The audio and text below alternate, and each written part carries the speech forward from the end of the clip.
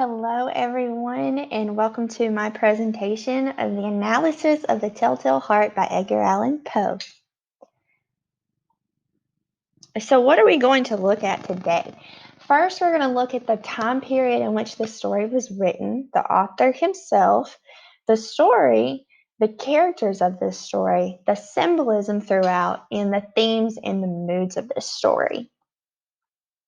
So first of all, what time period was this story written? So The Telltale Heart was written in the Gothic horror genre, also known as dark romanticism. Now, the Gothic horror genre came along around 1764. The popular writers of this genre were that of Horace Walpole, Mary Wollstonecraft Shelley, and Edgar Allan Poe. So the Gothic fiction was a genre that really was first established with the publication of Horace Walpole's dark foreboding, The Castle of Ontario in 1764. And then Mary Wollstonecraft Shelley, she came onto the scene in 1818 with her debut novel, Frankenstein, which marked a shift in Gothic horror by challenging the typical Gothic villain from an evil man or supernatural creature into a physical embodiment of human folly, brought to life through the power of science.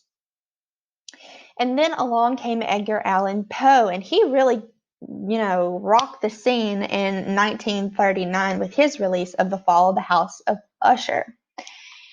Now, some stories that you may be a little bit more familiar with in the Gothic horror genre, like I mentioned before, Frankenstein. But then there was also Dracula, and then the strange case of Dr. Jekyll and Mr. Hyde. Dark horror fiction, it really began in England, and by the time it reached America, it really had become its own unique genre because, like in England, monsters that were rather fictional in America became the monsters that were actually human. So our American writers really focused on the human aspect more than the English writers. So we kind of made it more personal. So what makes a story fit this Gothic horror genre? So a lot of our writers really focused on the dark and anxiety storytelling. They like to play on the human fears. And especially Edgar Allan Poe. He became one of the most specifically American influential writers. So let's talk a little bit about Edgar Allan Poe. He was born on January 19th of 1809. There's a picture of him to your right. He was the son of David Poe Jr. and Elizabeth Arnold, and these two lovely people were actors and actresses. And Mr. David left Miss Elizabeth.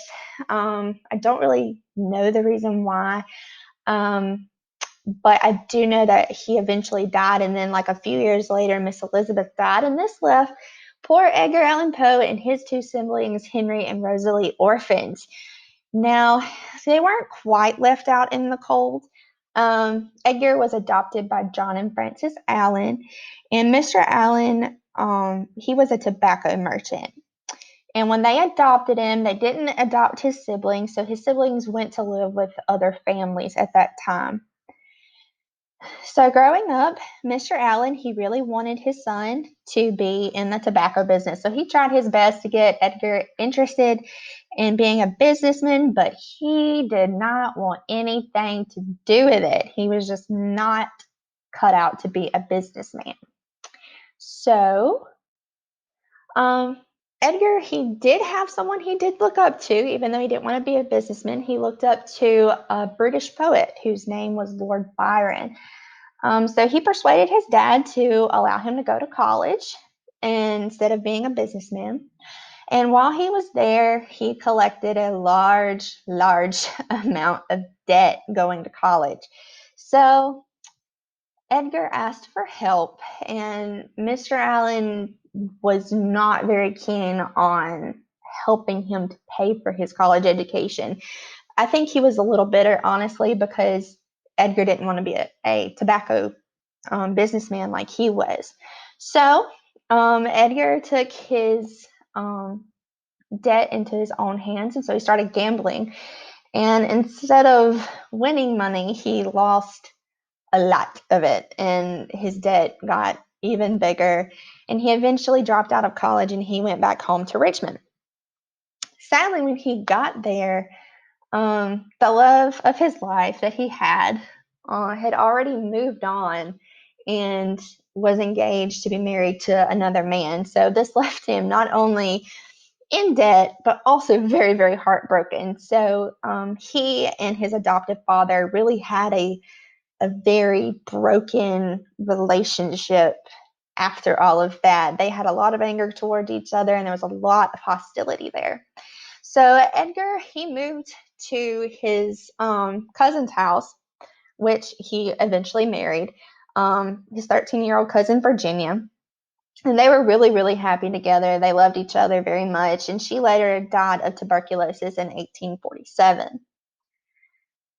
So, Edgar Allan Poe's his most famous work was The Raven. Um, and then that's really what brought him to light in the literary world. He had a couple of other famous works, which includes one of my absolute favorites, Annabel Lee, which was published in 1849. Of course, The Telltale Heart, The Cask of Amontillado in 1846, and The Fall of the House of Usher in 1839. Mr. Poe, he really, really loved to focus on the psychological part of the human mind. He liked to write about the deepest, darkest places that we have in our little brains and bring it to light and basically scare us with it. Um, and a lot of his stories the characters in them led to self-destruction. Sadly, he died on October the 7th of 1849. They found him unconscious, face down on the floor. They weren't really sure if it was due to like he was a bad alcoholic, if he had drank too much, if it was just an attempt of suicide. There's a lot of mystery surrounding his death, but it was a rather sad one. Oh, fun fact. This is something that I thought would be really cool to mention. He had a cat that he loved black cats, and he had a cat named Katerina. And this little kitten would just sit on his shoulder when he was writing and sat there for most of the writing of all of his stories. So I thought that was really cool to include. All right, so let's look at the actual story of the Telltale Heart. So first we have this narrator. You're really kind of thrown into the story. You don't really get an introduction, really. And we never really learn the narrator's name. We just know him as the narrator, the young man. So basically, you're listening or reading his confession of him trying to convince the reader that he's not crazy, but he's a genius. And he tells of, and he goes through all of his murdering of this man. So it starts out, he's living with this older man. We don't really know why he's living with this older man. We don't know the older man's name or anything like that. And then he mentions the vulture eye. Now, the vulture eye is the old man's eye. His way of looking at this was that the eye would judge him. And it made him so, so angry just anytime the eye would look at him. And so he came up with this idea that he was going to kill the vulture eye. So he took up this scheme, which took 7 nights. And each night he would practice his plan. Basically, he would really slowly and very quietly just creep into this man's room at night and shine just a little beam of light on the old man. And he was so proud of himself that the old man never woke up anytime he snuck in his room. But, remember, he's not crazy. He's a genius. And then the 8th night, the old man wakes up, ruins all of his plans. The old man wakes up, and then the story says that the death beetles were even like chirping, which we'll talk about death beetles later in the PowerPoint. And then he hears the heartbeat. And the heartbeat's very significant because at first, the guy was just going to wait for the old man to go back to sleep. The old man never went back to sleep. He just stayed awake.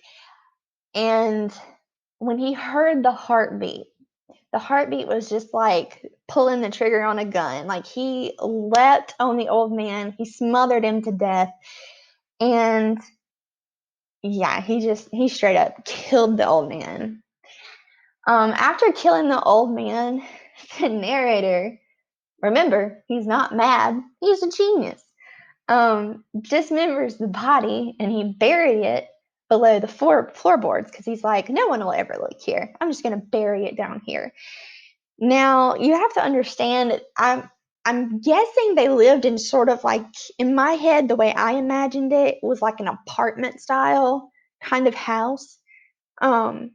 Because the windows were open and it said the neighbors could hear a disturbance, something going on, and they just thought, there's a robber in there, we need to call the police. So that's what they did. And the police arrived due to the reported disturbance. And the man is just so proud of himself, and he invites them in. He's like, look around, knowing in the back of his mind that they're never going to find the dead body under the floorboard. And he even has the gall to like set chairs over where he buried the body. And he was like sitting on top of them while the officers were just asking questions. And then he starts hearing the heartbeat. And this is the second time he hears the heartbeat. And it just gets louder and louder and louder. And he finally just confesses all of his crimes and is like, look, he's below the floorboards and I dismembered his body and all of this. He just spills everything. And at the end, he still claims, I'm not crazy. I'm a genius. So let's look at the stars of this story. There we have really two main characters. We have the narrator, who is not named. He is very, very insistent on that he is not mad. He's very proud of what he's done. He's like, look, I'm a genius.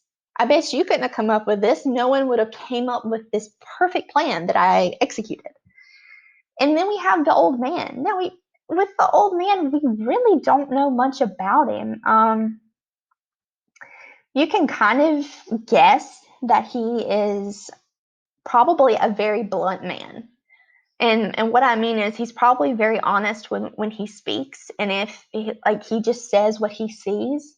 So if you were like a crazy person, he's going to tell you you're a crazy person, which I think the narrator kind of took and created the vulture eye from, which that's just my personal belief. Okay. And now we have symbols. So there were really only 3 symbols that I could really pick out. The obvious, the heartbeat, and it was only heard twice throughout the story.